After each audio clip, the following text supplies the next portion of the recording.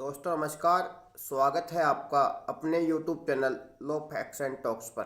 दोस्तों आज के वीडियो में हम बात करने वाले हैं स्वामित्व के बारे में। स्वामित्व क्या है? दोस्तों स्वामित्व जो है यह संपत्ति से जुड़ा हुआ एक महत्वपूर्ण अधिकार है। स्वामित्व का मतलब होता है किसी संपत्ति का मालिक को ये दर्शाता है। और आज के इस टॉपिक में अपन इसी के बारे में बात करेंगे कि संपत्ति का मालिक जो होता है इसके बारे में विभिन्न जो विधि शास्त्री हैं उन्होंने अपने अपने क्या क्या मत दिए हैं और कैसे कैसे इस चीज़ को डिफाइन किया है, ये आज की वीडियो में अपन बात करना चाहेंगे। दोस्तों संपत्ति का जो मालिक है स्वामित्व जो होगा, स्वामित्व किसे कहेंगे? किसी वस्तु पर किसी व्यक्ति के द्वारा संपूर्ण अधिकार उसका विधि द्वारा प्रदत्त भी होना चाहिए, जैसे कानून द्वारा प्रोटेक्टेड भी अधिकार हो। जैसे आपके पास एक गाड़ी है, आपने खरीदी है, वो आपका अधिकार है। अब वो अगर गाड़ी कोई चुरा ले जाए आपसे तो आपका अधिकार नहीं है क्या कि आप केस करके वो गाड़ी अपने पास वापस ले सकते हैं? आपकी गाड़ी है, आप रख रहे हैं, तो उस पर आपका संपूर्ण अधिकार है या नहीं है? तो आप उसके स्वामी हुए या नहीं हुए? तो स्वामित्व का मतलब होता है किसी संपत्ति का पूर्ण रूप से जो मालिक होता है उसको उस वस्तु का ओनर कहा जाता है। और आज अपन ओनरशिप के बारे में ही बात करेंगे। तो ओनरशिप को अनेक विधि शास्त्रियों ने अपने अपने विचार से अलग अलग विचार प्रस्तुत किए कि ओनरशिप किसे कहेंगे। सबसे पहले हिबर्ग नाम के एक विधि शास्त्री आते हैं, वो कहते हैं कि ओनरशिप किसी वस्तु का अगर है तो उसके लिए 4 पॉइंट होने चाहिए। पहला कहते हैं कि वो प्रयोग का अधिकार होना चाहिए। जिस व्यक्ति की वस्तु है उस व्यक्ति को उस वस्तु या संपत्ति को उपयोग करने का पूर्ण अधिकार होना चाहिए। जब उसका मन करे, वो जिस तरीके से वो चाहे वो उसका प्रयोग कर सकता है।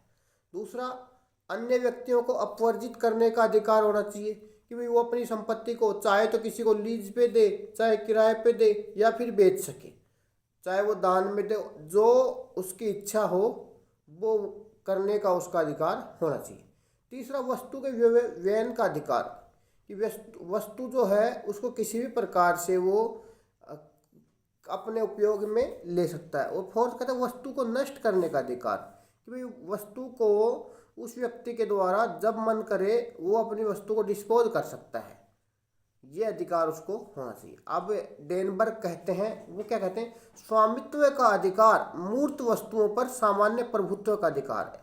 मूर्त वस्तु मतलब ऐसी वस्तु, मूर्त वस्तु किसे कहेंगे? ऐसी वस्तु जिनको अपन छू सकते हैं उन्हें मूर्त वस्तु कहेंगे। तो वो कहते हैं कि स्वामित्व का जो अधिकार है वो मूर्त वस्तुओं पर सामान्य प्रभुत्व का जो वस्तुएं संपत्ति जो है ना उनके ऊपर संपूर्ण प्रभुत्व, मतलब अपना स्वयं का संपूर्ण प्रभुत्व। मैंने आपको लास्ट वीडियो में भी समझाया था प्रभुत्व किसे कहेंगे। इस चीज़ का जो सोवरेन जो होता है, कमांड जो देता है, उसको प्रभुत्व कहेंगे। तो जो किसी वस्तु है, संपत्ति, उस पर संपूर्ण जो नियम कानून जो अपने हिसाब से अपन चलाएं उसको अपन कहेंगे संपूर्ण प्रभुत्व, सामान्य प्रभुत्व। मतलब अपनी गाड़ी है तो अब ऐसा तो है नहीं कि कोई दूसरा अपने मर्जी से उसको लेके जाएगा। अपनी मर्जी के मालिक अपन हैं, अपनी गाड़ी है, जहाँ चाहे अपन रोकें, जैसे चाहे अपन चलाएं। हालांकि दूसरे किसी व्यक्ति को अपनी वजह से क्षति ना हो, ये यहाँ पे कहा गया। होमस नाम के जो विधि शास्त्री है वो क्या कहते हैं, स्वामित्व का अधिकार स्वामी को सभी को बहिष्कृत करने की अनुमति देता है। जैसे किसी ये कहते हैं कि स्वामित्व का जो अधिकार है ना वो स्वामी को सभी को बहिष्कृत करने का अधिकार देता है। मान लो मेरी ज़मीन है और कोई ज़मीन का टुकड़ा है, वो मेरे नाम से है। आज उस खेत में 5 लोग काम कर रहे हैं और 5 लोगों ने अपना अपना कब्जा कर रखा है, वही ये 5 लोगों का। लेकिन जो स्वामित्व का अधिकार जो होता है, विधिक अधिकार, वो ये कहता है कि जिस व्यक्ति का स्वामित्व का अधिकार होता है, जिस व्यक्ति के नाम वो प्रॉपर्टी होती है, वो व्यक्ति विधिक ऐसा अधिकार रखता है कि बाकी के जो 4 लोग हैं उनको उस संपत्ति से बहिष्कृत कर सकता है। ये इन्होंने कहा है।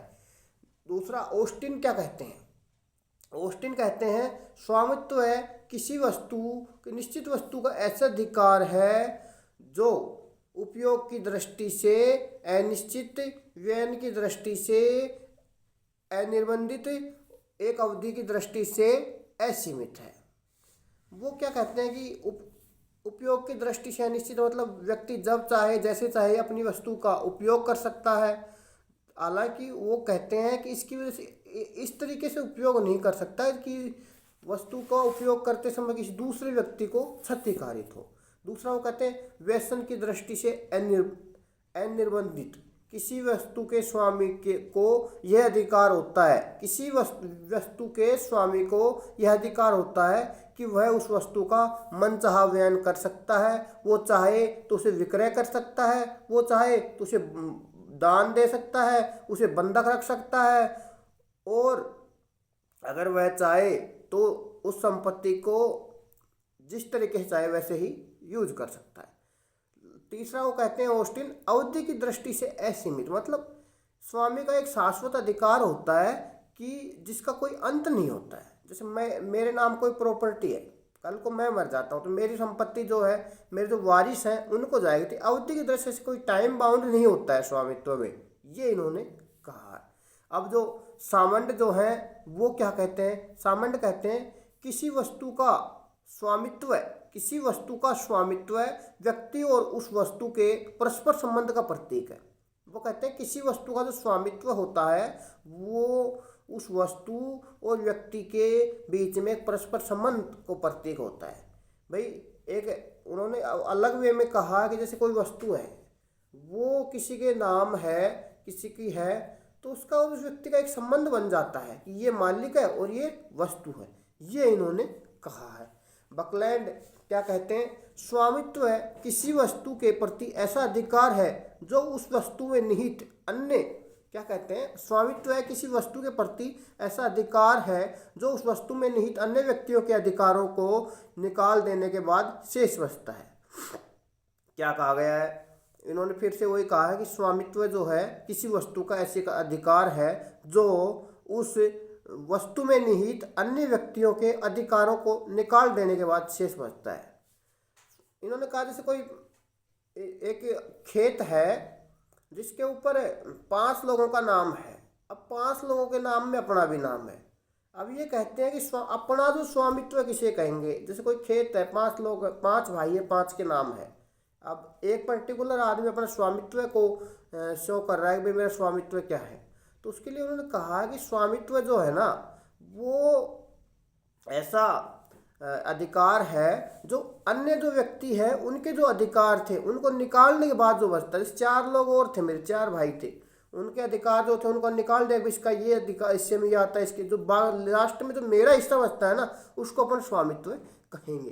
पोलक कहते हैं किसी वस्तु के प्रति विधि द्वारा प्रदत्त उपयोग करने तथा व्ययन करने की शक्ति की संप्रभुता को ही अपन ये कहेंगे, स्वामित्व कहेंगे। कहते हैं कि किसी वस्तु को विधि के द्वारा, अब जो कानून के द्वारा ही तो प्रोटेक्ट किया जाता है स्वामित्व में। किसी का स्वामित्व में यही तो है कि जिस व्यक्ति जो इसका असली मालिक है एज पर डॉक्यूमेंट्स उसे तो ओनर कहा जाता है। तो ये कहते हैं वो व्यक्ति, ऐसा व्यक्ति जो कानून के द्वारा प्रोटेक्ट है जिस वस्तु के लिए और जिसको उस वस्तु को जैसे चाहे वैसे उपयोग करने का अधिक शक्ति है, वो ही ओनर कहलाएगा। अब स्वामित्व के आवश्यक तत्व क्या होते हैं इनके बारे में बात करते हैं। तो स्वामित्व के आवश्यक तत्वों में सबसे पहला आवश्यक तत्व ये है कि स्वामित्व में वस्तु पर व्यक्ति का पूर्ण अधिकार होना चाहिए। पूर्ण अधिकार होने का मतलब, अधिकार होने का मतलब ये है कि उस वस्तु के जो स्वामित्व, ओनरशिप जो है वो वस्तु उसके कब्जे में, उसमें किसी दूसरे व्यक्ति का इंटरफेयर नहीं होना चाहिए। दूसरा वो कहते हैं कि वस्तु पर मनचाहा उपयोग व उपभोग करने का स्वामी का उस पर अधिकार होना चाहिए। मतलब जो वस्तु है, कोई भी चीज़, मेरा खेत है, अब इसको ऐसा तो है नहीं कि आप आके और ज़बरदस्ती करके इसको वो करेंगे जब मेरे नाम है तो मतलब जो स्वामी जो होता है ना उसका अपनी जो वस्तु होती है उसके ऊपर उपयोग और उपभोग करने का सब मनचाहा अधिकार होना चाहिए। ऐसा नहीं है कि भाई मेरी गाड़ी है, अब मेरी बिना अनुमति के कोई लेके जाए तो ये तो दूसरी वाली बात हो गई। बाकी जो अधिकार है वो मेरा रहेगा तो ही वो स्वामित्व कहलाएगा। दूसरा, स्वामित्व की अवधि अनिश्चित होनी चाहिए। स्वामित्व अवधि की दृष्टि से असीमित होना चाहिए। मतलब स्वामित्व है वो कभी ख़त्म नहीं होता है किसी व्यक्ति का। किसी व्यक्ति की मृत्यु के बाद वो उसका स्वामित्व बना रहता है, उसके उत्तराधिकारियों में वो स्वामित्व जाता है। फोर्थ पॉइंट इन्होंने बताया, संपत्ति को कभी भी बेच सकता है, लीज पे दे सकता है। मतलब स्वामित्व, जिस व्यक्ति का ओनरशिप किसी संपत्ति पे होती है तो उसका एक अधिकार होता है कि उस संपत्ति को जब चाहे बेच सकता है, जब चाहे वह उसको लीज पर दे सकता है। संपत्ति को नष्ट करने का अधिकार, मतलब वो जब चाहे अपनी संपत्ति को नष्ट कर सकता है। और स्वामित्व को त्याग करने का अधिकार, व्यक्ति अपनी ओनरशिप को त्याग कर सकता है, किसी को दान दे सकता है, किसी को बेच सकता है, ऐसे वो अपनी ओनरशिप को त्याग भी सकता है। अब स्वामित्व के जो लक्षण क्या है, स्वामित्व के लक्षणों में पहला लक्षण है स्वामित्व पूर्ण अथवा निर्बंधित हो सकता है। मतलब स्वामित्व आपका पूर्ण भी हो सकता है या फिर ऐसे हो सकता है कि संपत्ति में 1/2 भाग के आप मालिक हो, 1/2 भाग में कोई और आपका भाई मालिक है। अतः ये कहा जा सकता है स्वामित्व पूर्ण भी हो सकता है किसी संपत्ति पे और निर्बंधित भी हो सकता है। दूसरा कहा गया है विशेष परिस्थितियों में स्वामित्व को निर्बंधित किया जा सकता है। मतलब कोई खास परिस्थिति रही हो या फिर ओनरशिप आपको गलत ट्रांसफर हो गई तो उसमें भी आपको निर्बंधित किया जा सकता है। तीसरा कहा गया है कि स्वामित्व बनाए रखने के लिए आपको अपनी संपत्ति पर टैक्स या फीस देनी पड़ सकती है, जैसे हाउस टैक्स लोग देते हैं, और भी जैसे आपकी गाड़ी, आप इंश्योरेंस, रोड टैक्स वगैरह इसको देता है। अगर ये सब करने के लिए आपको टैक्स या फीस देनी पड़ सकती है। फोर्थ पॉइंट इसका है, इसका यूज अपन उसी तरीके से कर सकते हैं जिससे किसी दूसरे व्यक्ति को क्षति ना हो। मतलब ओनर अपनी संपत्ति का उपयोग मनचाहा उपयोग करने का मतलब ऐसा नहीं है कि किसी दूसरे व्यक्ति को उसके उपयोग से क्षति पहुंचे, ये इन्होंने कहा है। फिफ्थ पॉइंट में इन्होंने कहा है कि